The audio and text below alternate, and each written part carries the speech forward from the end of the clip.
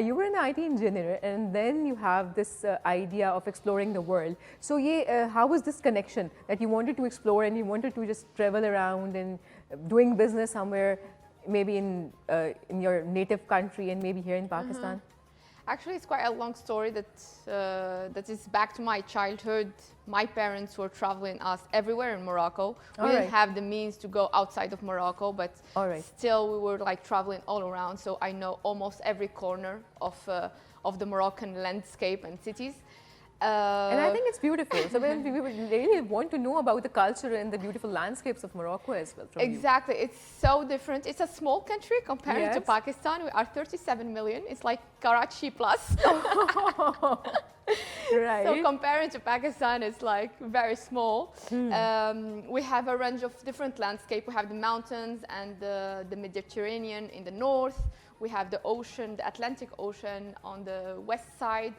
We have the desert in the south, and we have plains. We have everything. Actually, it's a small country, yet it has everything. It has everything. It's like a mini Pakistan as well, because Pakistan has also the landscapes, the mountains. It's huge. It's huge. But yeah, it's huge. Yeah. So this is it. So my sense of adventure, I mean, like I grew with that sense of adventure from my parents, and once I have a little bit of means, I will say, and a little bit of money, I would just go and explore. First, I moved to France for my last year of engineering school. And then I worked a little bit to make some money. And then I traveled on a solo backpack trip for 6 months. I take one way from Paris to Kuala Lumpur. My parents were going crazy. But I tell them that I'm not asking for permission. I'm just informing that I'm leaving. That's an interesting, I think. So I went on a 6 months Southeast Asian trip. So I've been to almost 10 countries, traveling around. Because I think that, and that's something that I can tell the young people, like when you explore other cultures and the world, it opens up your perspective. Yes, and saying you grow 10x than staying in a comfortable zone. And still you can just like explore even in your country, because I think people in Lahore, maybe most of people have never been in GB or have never been in other parts of Pakistan, which can be like even another planet. I think nobody from Lahore has ever moved to Balochistan to look at the beaches and all the beautiful places there. So yeah, you're right. To see what's there. So I think it's very important to go out from what you are used to experience every day, because it opens the perspective, it refreshes the mind, and you can be more creative and it humbles you also, because everyone thinks that he knows it all and he knows the best.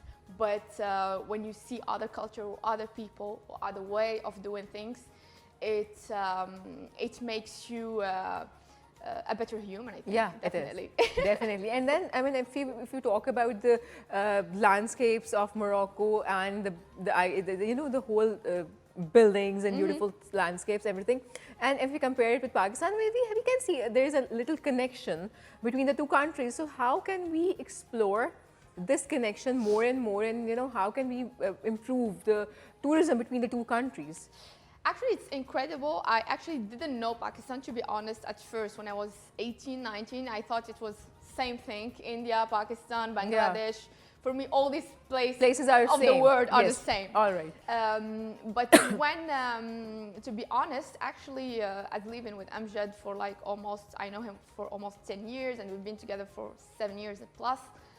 I've discovered that there is many touch points between our cultures. Yes. We are much more similar than different.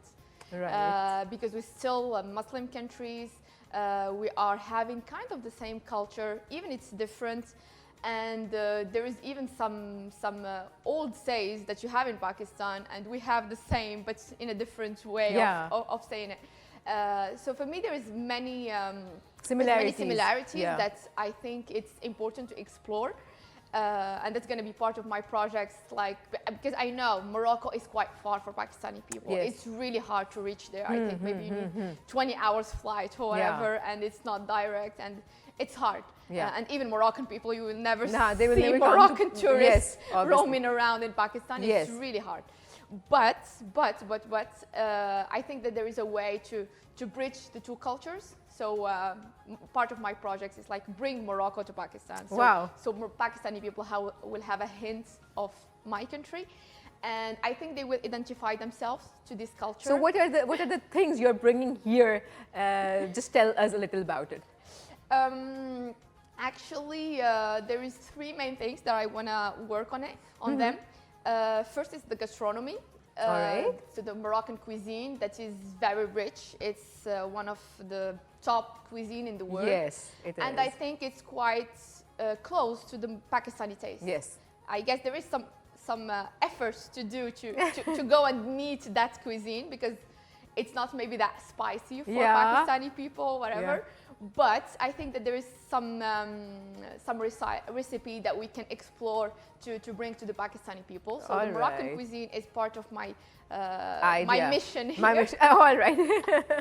that's great. And yes, Pakistanis are food lovers, so they would definitely love Lahore, it's crazy. Yes, Lahoris are. So they will definitely love the Moroccan cuisine here in Pakistan. So what's next? The second thing, it's 2 years back I was here in Lahore and I explored the Mughal bath. Okay. In the old city of Lahore. Old city, yes. All right. And it was, at what time we break that tradition of going to the bath? And because for us in Morocco, we go to hammam, which is Moroccan bath, traditional bath. We go every 1 week, every 10 days. It's normal. Right. It's like a public bath, but it's nice. You relax. You do meet your neighbors, whatever. And it's a ritual. It's a social thing also. And I think that maybe we can reconcile the Moroccan hammam with the old Mughal bath and make something really nice. Wow, that would be so great. That is such a unique idea, and I think people would of Lahore, or maybe obviously of the whole Pakistan, they would love this idea.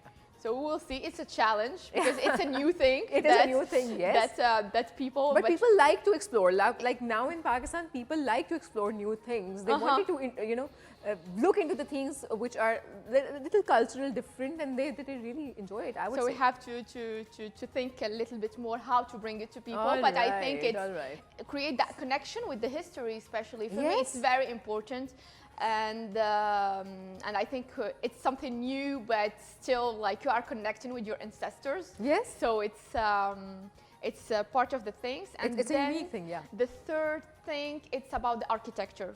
Same thing. Wow. We have riyads it's our traditional houses in old cities, in Medinas we call them. Maybe you say Medina in Urdu. I don't know. The word exists. It's like city. Medina, it's city in Arabic. And we only know one Medina, and that is like we don't actually know the idea that Medina is called a city. We don't know that. We just link it to the Medina city of Saudi. Yeah, but Medina it means city. All right. It's that simple. Okay. And there is a beautiful architecture with the mosaic and everything. And also can be really. We can have a fusion with the Mughal architecture that I find unfortunate that people don't use this in their houses. Use this in their houses, and it's just beautiful work. Morocco had made that effort to keep his artisanal and keep going and training people. I mean, like even new generation to make the old knowledge and know-how in architecture, and I think that we need to rebuild this in Pakistan and really focus on it because it's part of the culture and we don't have to forget our roots. That is so important, and I think this is the right idea because we always talk about this thing that yes, Pakistan has some amazing artisans, but we don't know how to utilize them. So the art is dying, and especially if we talk about the Mughal art, as you're talking about it, how that we can fuse together the Mughal art and the Moroccan art. And unfortunately, yes, it's true that that the art is dying in Pakistan, and we have to.